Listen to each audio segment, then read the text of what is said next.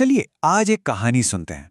एक ऐसी कहानी जो शुरू तो होती है उम्मीद की रोशनी से, पर खत्म होती है एक बहुत ही अंधेरे अनजाने मोड़ पर। आइए देखते हैं क्या हुआ था। कहानी शुरू होती है बस इन 3 शब्दों से। 3 दोस्त। कौन है ये दोस्त और जा कहाँ रहे हैं? ये हैं विक्रम, सुनील और जॉन। 3 अलग-अलग चेहरे, हाँ, लेकिन सपना एक, और शायद किस्मत भी एक ही। तो होता यह है कि तीनों अपना छोटा सा गांव छोड़कर निकल पड़ते हैं सपनों के शहर मुंबई की तरफ।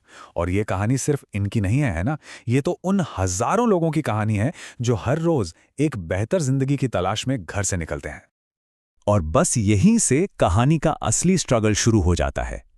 सपने तो बहुत बड़े थे, आसमान छूने वाले, पर जेब तो एकदम खाली थी। और सपनों और हकीकत के बीच की ये जो दूरी थी ना, वही उनकी सबसे बड़ी चुनौती बनने वाली थी। तो कहानी का पहला चैप्टर शुरू होता है। नाम है 3 दोस्त एक सपना।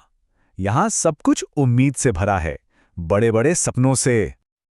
उनको तो पूरा यकीन था, मतलब 100% कॉन्फिडेंस कि बस शहर पहुंचते ही नौकरी मिल जाएगी और जिंदगी सेट हो जाएगी।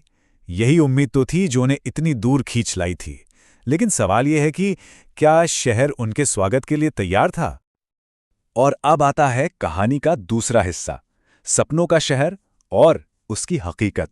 यहीं से उम्मीद और असलियत का फर्क साफ दिखने लगता है। लेकिन जो उन्होंने सोचा था वैसा कुछ भी नहीं था। हकीकत तो कुछ और ही निकली। वो सुनहरा सपना जो वो आंखों में लेकर आए थे, अब वो टूटना शुरू हो गया था। उनकी जिंदगी ना अब एक तरह की रेस बन चुकी थी। एक ऐसी रेस जिसका कोई अंत नहीं था। सुबह उठो, शाम तक नौकरी ढूंढो, ऑफिसों के बाहर घंटों खड़े रहो, दुकानों पर जाके पूछो, और हर रोज एक ही संघर्ष, एक ही थकावट।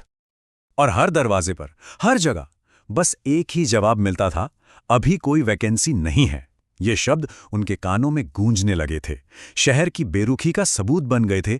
साफ था, ये शहर उन्हें अपनाने को तैयार नहीं था। अब कहानी एक ऐसे मोड़ पर पहुंचती है जहां से सब कुछ बदल जाता है। एक डरावना मोड़।